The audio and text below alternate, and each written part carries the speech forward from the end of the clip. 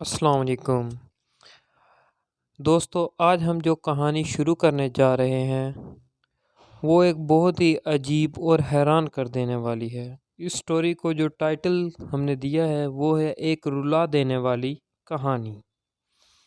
تو چلیے شروع کرتے ہیں ہم آج کی کہانی۔ ایک گرلز کالج میں سرکاری تفتیشی کمیٹی آئی اور کالج کے سارے کلاس میں گھوم گھوم کر لڑکیوں کے بیگ کی تلاشی کرنے لگی۔ ایک ایک لڑکی کے بیگ کی تلاشی لی گئی۔ کسی بھی پرس میں کتابیں، کاپیاں اور لازمی اوراق کے علاوہ کوئی ممنوعہ چیز نہیں پائی گئی۔ البتہ ایک آخری کلاس باقی رہ گئی تھی۔ تفتیشی کمیٹی ہال میں داخل ہوئی اور ساری لڑکیوں سے گزارش کی کہ تفتیش کے لیے اپنا اپنا پرس کھول کے سامنے رکھیں۔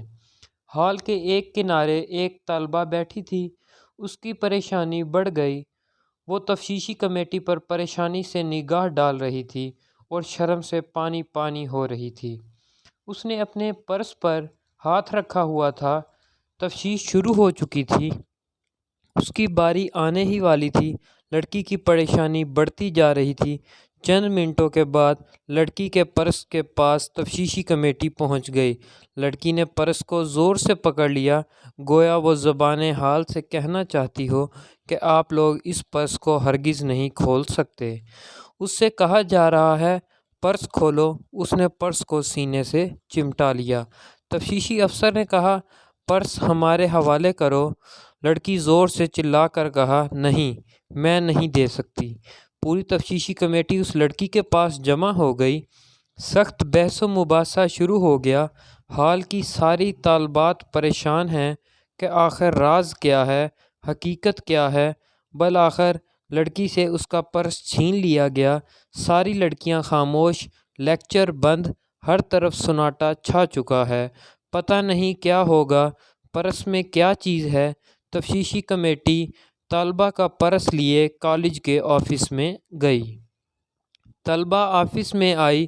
اس کی آنکھوں سے آنسوؤں کی لڑی بارش ہو رہی تھی۔ سب کی طرف غصے سے دیکھ رہی تھی کہ بھرے مجمع کے سامنے اسے رسوا کیا گیا تھا۔ اسے بٹھایا گیا۔ کالج کی ڈائریکٹر نے اپنے سامنے پرس کھلوایا۔ طالبہ نے پرس کھولا۔ یا اللہ! کیا تھا پرس میں؟ آپ کیا گمان کر سکتے ہیں؟ پرس میں کوئی ممنوعہ چیز نہ تھی، نہ ہی فاحش تصویریں تھیں۔ واللہ ویسی کوئی چیز نہ تھی۔ اس میں روٹی کے چند ٹکڑے تھے اور استعمال شدہ سینڈوچ کے باقی حصے تھے۔ بس یہی تھا اور کچھ نہیں۔ جب اس سلسلے میں اس سے بات کی گئی تو اس نے کہا ساری طالبات جب ناشتہ کر لیتی ہیں تو ٹوٹے پھوٹے روٹی کے ٹکڑے جمع کر لیتی ہوں، جس میں سے کچھ کھاتی ہوں اور کچھ اپنے اہل خانہ کے لیے لے کر جاتی ہوں۔ جی ہاں، اپنی ماں اور بہنوں کے لیے، تاکہ انہیں دوپہر اور رات کا کھانا میسر ہو سکے۔ ہم تنگ دست ہیں، ہمارا کوئی کفالت کرنے والا نہیں، ہماری کوئی خبر بھی نہیں لیتا، اور پرس کھولنے سے انکار کرنے کی وجہ صرف یہی تھی کہ مبادن میری کلاس کی سہیلیاں میری حالت کو جان جائیں اور مجھے شرمندگی اٹھانی پڑے۔ میری طرف سے جو تفتیشی کمیٹی کے تئیں بے ادبی ہوئی ہے، میں آپ سب سے معافی کی خواستگار ہوں۔ یہ دلدوز منظر کیا تھا کہ سب کی آنکھیں ڈب ڈبا گئیں۔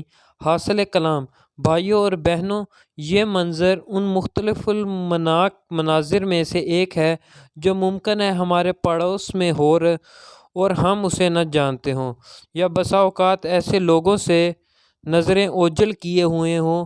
یہ ایک جھلک ہے جو ہمارے معاشرے میں قدم قدم پر دیکھنے کو ملے گی، جس کا حل بھی ہمیں ہی کو تلاش کرنے کی ضرورت ہے۔ اللہ پاک ہر شخص کو ایسی مجبوری سے بچائے اور ایسے برے دن کسی کو نہ دیکھنے پڑیں۔ آمین یا رب العالمین۔